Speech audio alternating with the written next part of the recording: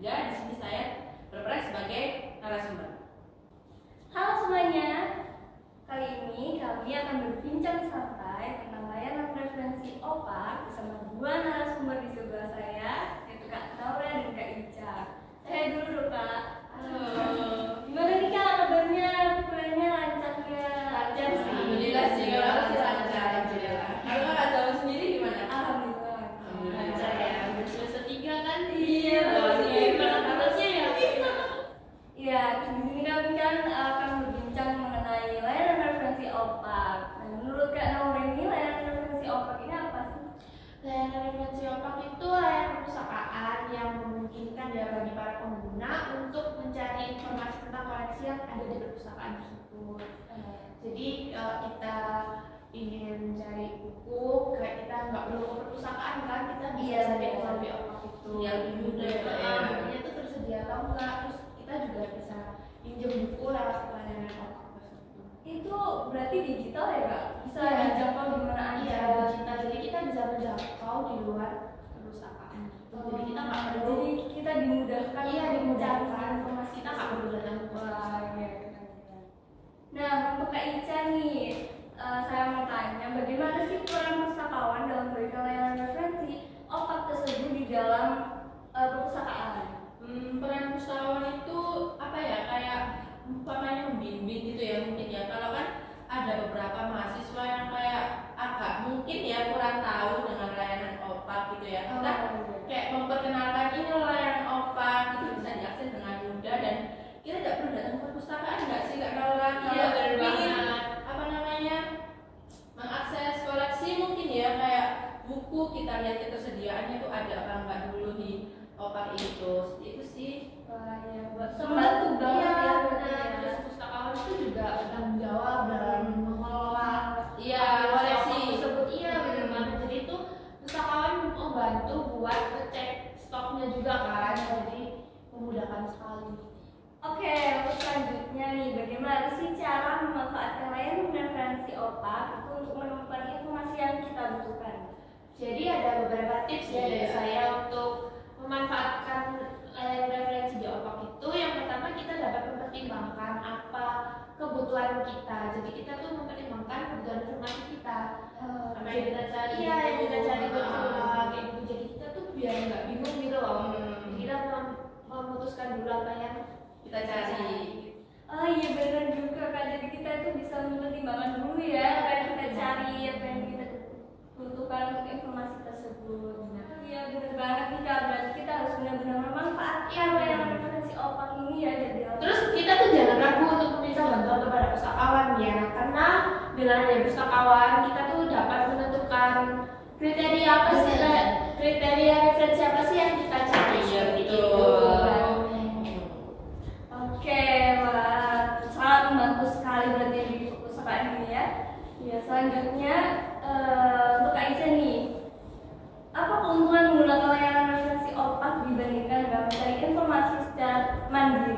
Menurut saya ya, kalau menggunakan layanan referensi OPAK itu kayak memudahkan kita sebagai mahasiswa yang umpamanya kalau kita nih ada di kampus B umpamanya ya, koleksi yang kita cari itu ada di kampus A gitu, kita bisa lihat dulu nih di layanan OPAK apa koleksi tersebut itu tersedia atau tidak. Kalau umpamanya tidak tersedia kan kita nggak jadi langsung mengunjungi ke yang koleksi yang tersedia gitu. Dan juga mungkin apa ya, memanfaatkan waktu kita untuk melakukan aktivitas lainnya juga kali ya. Jadi Kita jadi lebih efisien Iya. ya, kayak nggak membuang banyak waktu untuk mencari buku yang Iya. kita cari. Kita juga Mhm. mencari lewat OPAK Iya. gitu. Terus juga kan melalui OPAK kan lebih akurat kan. Iya. Jadi kita nggak terus susah kan kalau di pusakaan. Iya, Pusakaan kita cari satu-satu Iya, kan ya. kayak itu kan cara sendiri kan pusing ya. Ya berarti bisa di mana saja untuk menemukan. Menarik sekali ya Kak, di perpustakaan ini banyak layanan referensi yang disediakan di perpustakaan untuk membantu proses pencarian informasi yang kita butuhkan. Nah untuk semuanya nih berarti kita harus memanfaatkan layanan referensi OPAK ini dengan baik karena sangat memudahkan proses pencarian informasi kita ya Kak. Benar, dapat memudahkan kita untuk mengerjakan tugas-tugas perkuliahan. Iya, mungkin bukan cuma kita kali ya, dosen juga kali ya. Iya. Kan kalau namanya kasihan ya kalau harus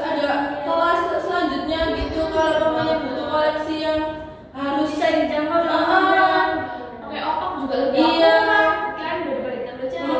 Jadi tidak capek 2 kali. Bener gitu. banget.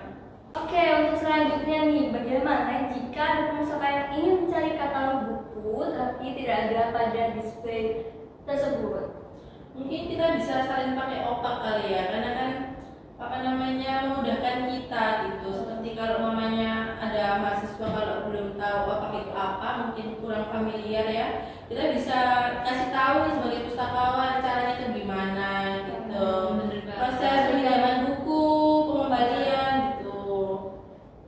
Pustakawan dapat memeriksa kembali display untuk memastikan bahwa katalog buku yang dimaksud tuh benar-benar Iya. nggak ada gitu. Jadi jika katalog buku yang dimaksud kita tuh benar-benar nggak ada, pustakawan dapat melanjutkan Pencarian pencarian lain gitu, perusahaan perusahaan lain. Benar Gitu. Berarti di cross check ulang Iya, ya. benar. Oke, selanjutnya nih, bagaimana cara mencari koleksi menggunakan layanan referensi opak ini? Yang pertama kita harus menentukan Judul kali ya, judulnya Iya. apa yang mau kita cari gitu. Terus mungkin untuk penambahannya bisa kayak subjek, autor, pengarangnya siapa, ISBN. Terus kita juga menggunakan fitur-fitur pencarian lanjutan lainnya Iya. untuk mempersempit pencarian. Iya, agar lebih akurat gitu teman-temannya. Jadi pengguna juga dapat menggunakan fitur-fitur pencarian lanjutan untuk mempersempit hasil pencarian. Iya. Misalnya Tahu terbit ya mungkin ya. Misalnya Terbit. kita dapat menggunakan tahun terbit itu, terus habis itu pengarangnya juga, nah terus diterbitkan oleh penerbit. Iya. Kalau terbit itu perlu juga apa enggak? Mungkin perlu kali ya, kita bisa melihat lama koleksi itu dalam jangkauan berapa tahun gitu ya. Karena lebih akurat lagi tuh informasi di dalamnya. Supaya lebih akurat juga sih gitu. Wah, ya baik, menarik sekali nih ya. Nah, untuk pertanyaan selanjutnya, bagaimana cara mengevaluasi kendala dan kualitas referensi digital ini yang ditemukan melalui layanan referensi opak ini? Kita juga dapat melihat autornya kali ya, autor dan penerbitnya seberapa populernya sih mereka itu di kalangan penulis gitu. Biasanya itu informasinya dibawakan itu lebih akurat, iya, dan dari sumber yang terpercaya, ya seperti itu. Oke, untuk pertanyaan selanjutnya, ada nggak sih batasan atau keterbatasan dalam penggunaan layanan referensi opak ini? Pasti ada ya kak ya. Kayaknya ada sih. Yang pertama itu kayak referensi digital di OPAK itu hanya mencakup koleksi perpustakaan yang terdaftar di OPAK. Jadi Ada itu semua koleksi gitu ya. banget. Terus kalau kita cari informasi tentang sesuatu topik yang nggak umum, itu mungkin informasi tersebut nggak Iya, tersedia di OPAK. ada gitu ya. Ada. Bener banget. Terus juga referensi digital di OPAK itu nggak selalu diperbarui secara Berkala. Jadi ada beberapa tips ya Iya, untuk mengevaluasi kendala dan kualitas referensi di OPAK. Iya. Jadi Mungkin kita dari penerbitnya, kita tahun harus terbitnya. melihat tanggal terbit referensi tersebut, karena dengan referensi terbit yang lebih baru, Iya. informasi yang dicakup juga lebih baru dan lebih akurat. Akurat dari sumber yang terpercaya. Terus nama penulisnya, kan kok nama penulisnya terkenal Iya, populer gitu ya, populer bilangnya. tuh lebih akurat ya bedanya. Oh, tahu penulis ini gitu pasti pilih itu koleksinya. Referensinya juga lebih Dan akurat, isinya kan? juga bisa terpercaya. Berkualitas Iya. kan. Terus kita juga harus memperhatikan sumbernya. Sumber terpercaya juga. Sumber Dari dari mana nih sumbernya? Jangan sampai kita makan hoax, guys. Bener Itu banget. parah banget sih, nggak boleh.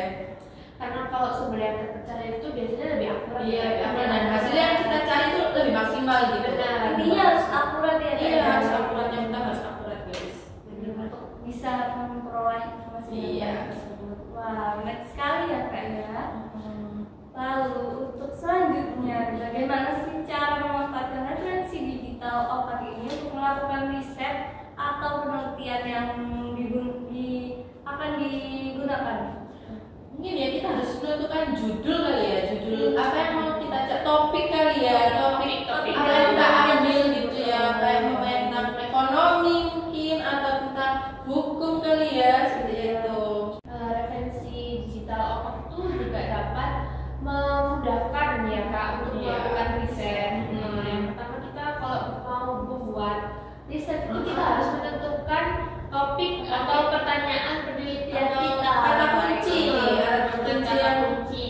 Hmm. Karena dengan adanya kata kunci itu dapat membantu kita untuk menemukan informasi Kak. Iya, dan banyak sekali juga gitu. Benar banget. Terus kita tuh jangan ragu ya teman-teman, jangan ragu untuk menggunakan fitur-fitur pencarian yang ada di OPAK. Iya, agar dapat memudahkan kita juga nih. Fitur tersebut itu dapat membantu kita untuk mempersempit hasil pencarian. Iya, agar lebih akurat juga pencarian kita gitu. Baik sekali.